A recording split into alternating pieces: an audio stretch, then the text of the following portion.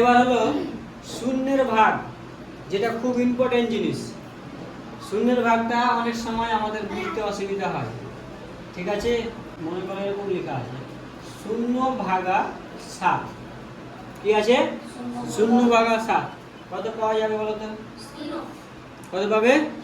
0।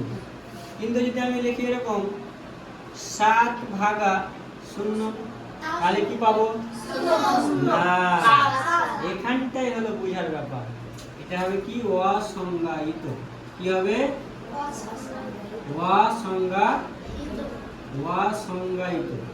ঠিক আছে, সংজ্ঞায়িত অর্থাৎ ভাগ করা যাবে না, ভাগ করাই যাবে না।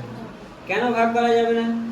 শূন্যকে দিয়ে আমি 0/7 করছি তো ভাগ করা যাচ্ছে, কিন্তু আমরা যদি 7/0 করি তাহলে কি ভাগ করা যায় না। তো কেন যায় না? এবার আমরা উদাহরণ সহ একটু খেয়াল করব।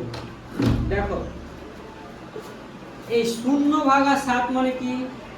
এটাকে এরকম ভাবে লেখা যায় না? 0/7 লেখা যায় কি যায় না? হ্যাঁ, 0/7 এটাকে লব হর আকারে লিখলে এরকম ভাবে লেখা যাবে কি যাবে না? যাবে। তাহলে এটাকে যদি আমি ভাগ করি এরকম ভাবে লেখা যাবে নাকি? তো শিখেছি সেভাবে। তো এখানটায় কি বোঝাচ্ছে দেখতো, যে 0 টাকাকে 7 জনের মধ্যে ভাগ করছি। 0 টাকাকে 7 জনের মধ্যে ভাগ করছি, তাহলে কত টাকা করে পাচ্ছে?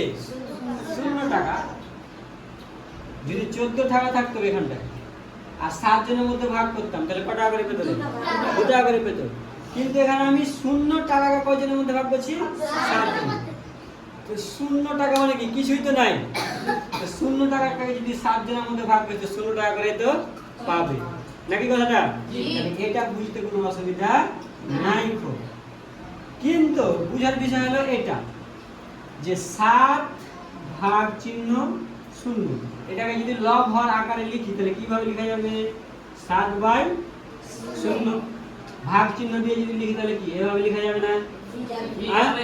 এভাবে লেখা যাবে। তো এখানটায় কি হয়েছে দেখতো, যে 7 টাকাকে কি করব? 0 জনের মধ্যে ভাগ করব। তো 0 জন এটা কি বাস্তবে সম্ভব? কমসে কম তো 1 জন হবে, কমসে কম তো 1 ভাগ হবে নাকি? এখানে তো কমসে কম 1 ভাগ হবে। মনে কর 7 টাকাকে 1 ভাগ করলে তো 7 টাকায় পেয়ে যাব। কিন্তু আমি 0 জনের মধ্যে ভাগ করতে চাইছি। কয় জনের মধ্যে? তো 0 জন কি বাস্তবে সম্ভব? মানে কেউই নেই, ফের জন কেউ নেই, আর ফের জন বলছে মানে কেউ আছে। তো কেউ নেই ফের আর কেউ আছে, এটা কি করে সম্ভব? এটা সম্ভব নয়। ওই জন্যই কোন সংখ্যাকে 0 দিয়ে ভাগ করা যাবে না, এটাকে বলা হয় অসংজ্ঞায়িত। অসংজ্ঞায়িত। কথা বোঝা গেল?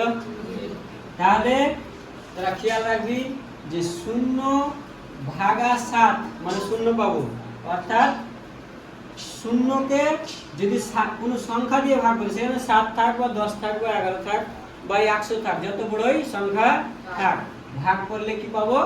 0 পাবো। কিন্তু ভাগ করা যাবে, সে 0 পেতে পারি ভাগ করলে, কিন্তু ভাগ করা যাবে।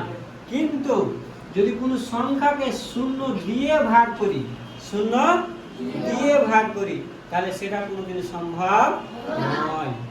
এটা অজানা জিনিস ছিল। এটা দেখবি 8, 9 এর বাচ্চারাও অনেক সময় পারে না বা বুঝে না। জিজ্ঞেস করি বলবে যে 0 পাবো, জানে না যে এটাকে ভাগ করাই যাবে না। তাই তোরা এই জিনিসটা কি করবি? ভালো করে মনে রাখবি যে কোনো সংখ্যাকে, যে কোনো সংখ্যা হতে পারে, সেটাকে 0 দিয়ে ভাগ করা যাবে না। কিন্তু কোনো 0কে যত বড় সংখ্যা দিয়ে ভাগ কর 0ই পাবি। যেমন 0 এর গুণ দেখলি, যে 0কে যদি 0 দিয়ে যদি যে কোনো বড় সংখ্যায় গুণ করলে কি পাবি? 0ই পাবি।